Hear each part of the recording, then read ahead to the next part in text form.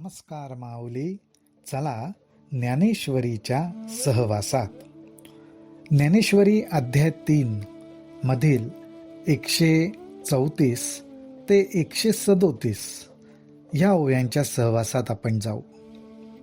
ज्ञानोबा रायांनी आपल्याला तर सांगितलंच की अन्नाला साध्या किरकोळ वस्तूसारखं गृहीत धरू नका. ती अत्यंत महत्वाची आहे. जीवाच्या जीवनाला जीवन देणारी अशी गोष्ट म्हणजे अन्न आहे. सर्व जग अन्नावर जगतंय, म्हणूनच हे अन्न ब्रह्मस्वरूप आहे. अन्नाला आपण वाया घालवू नये. आपल्याला जेवढं आवश्यक आहे तेवढंच आपण घ्यावं, त्याचं सेवन करावं. आपल्याकडे जर जास्त असेल तर आपल्यालाही नाही आणि दुसऱ्यालाही नाही, ते वाया जाईल असं करू नये. म्हणून अन्नदान हे श्रेष्ठ आहे, जीवाचं जीवन आहे.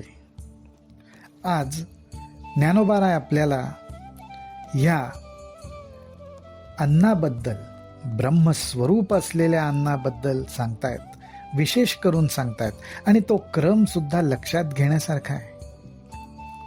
ज्ञानोबाराय आपल्याला सांगतायत की ह्या अन्नामुळे सर्व जीव मात्र जगतात, त्यांना जीवन मिळतं. हे अन्न कसं प्रगट होतं? तर हे अन्न पावसावर जगतं. पावसामुळे अन्न पिकतं. जगामध्ये भरपूर जलाशय असतील, धो धो वाहणाऱ्या नद्या असतील, त्याच्यावर सुद्धा शेती होत असेल, पण शेवटी सर्व जलाशयांना पाणी मिळतं कुठून? तर ते पावसाकडनं. त्यामुळे पावसावर अन्न पिकतं. हा पाऊस कशामुळे पडतो? तर हा पाऊस यज्ञामुळे पडतो. यज्ञातलं तेज, अग्निदेवता, उष्णता ह्याच्यामुळे पाऊस पडतो. हा यज्ञ कुठला? तर हा यज्ञ स्वधर्मरूपी कर्मापासनं प्रगट होतो. या यज्ञाला जन्म कोण घालतं? तर स्वधर्मरूपी कर्म. कारण स्वधर्मरूपी कर्मामध्ये यज्ञ, अग्निदेवता, तेज याची पूजा करण्याविषयी, याची उपासना करण्याविषयी सांगितलं गेलेलं आहे. त्यामुळे यज्ञ हा स्वधर्मरूपी कर्मापासून प्रगटतो. आणि स्वधर्मरूपी कर्माचं ज्ञान आपल्याला कुठून मिळतं? तर ते वेदांमधून मिळतं. वेदांमध्ये आपल्याला श्रुतींमधनं हे ज्ञान मिळतं. पण वेद कुठून प्रगट झाले? तर वेद ह्या सर्व दृश्याच्या पलीकडं असणारं आणि ज्याचा कधीही नाश होऊ शकत नाही अशा ब्रह्मातून वेद प्रगट झाले. माऊली, आता आपण जर क्रम लक्षात घेतला तर ब्रह्मामधून वेद, श्रुती, त्याच्यातून स्वधर्मरूपी कर्माचं ज्ञान प्रगट झालं. त्या कर्मामधून यज्ञाविषयी माहिती मिळाली. यज्ञामुळे पाऊस पडला. पावसामुळे अन्न पिकलं आणि त्या अन्नावर सर्व भूतांची उत्पत्ती झाली. असा हा क्रम असल्यामुळे भूतांपासून ब्रह्मापर्यंत सर्व गोष्टींना या ब्रह्मशक्तीने व्यापलेला आहे. असा हा क्रम आहे. आणि ज्ञानोबाराय आपल्याला त्यांच्या ओघवत्या वाणीतून, ओव्यांमधनं हेच सांगतायत. अन्नास्तव भूते प्ररोह पावती समस्ते, मग वरिषू या अन्नाते सर्वत्र प्रसवे.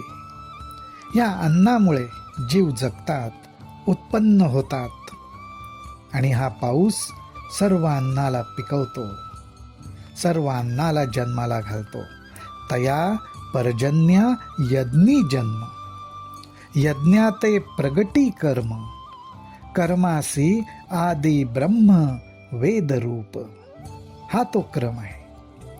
या पावसाचा जन्म यज्ञापासून झाला. यज्ञ स्वधर्मरूपी कर्मातून उत्पन्न झाला आणि स्वधर्मरूपी कर्म, त्याचं कारण, त्याचं मार्गदर्शन वेदातून प्रगट झालं. मग वेदांते परापर प्रसवतसे अक्षर, म्हणून हे चराचर ब्रह्मबद्ध. आणि ह्या वेदांची उत्पत्ती कुठून झाली? तर सर्व दृश्याच्या पलीकडे असलेल्या अविनाशी अशा ब्रह्मापासून झाली. आणि म्हणूनच ही सर्व सृष्टी ब्रह्मतत्वाने व्यापलेली आहे. या ठिकाणी ज्ञानोबाराय आपल्याला सांगतायत, परिकर्माची ये मूर्ती यज्ञी अधिवासू श्रुती, ऐके सुभद्रापती अखंड गा. ज्ञानोबाराय म्हणतायत की साधक हो, माऊली हो, हे ध्यानात ठेवा की हे कर्म मूर्तिमंत प्रगट होण्याकरिता यज्ञाचे ठिकाणी श्रुती आहे.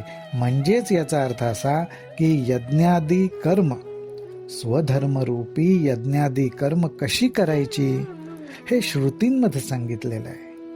आणि श्रुतींमध्ये ज्याप्रमाणे सांगितलंय त्याप्रमाणे आपल्याकडनं यज्ञादी कर्म घडली पाहिजेत. आता ही यज्ञादी कर्म कुठली, वेगवेगळ्या प्रकारचे यज्ञ कुठले, माऊली याचं मार्गदर्शन आपल्याला ज्ञानोबाराय वेळोवेळी करणारच आहेत. रामकृष्ण हरी, रामकृष्ण हरी, रामकृष्ण हरी.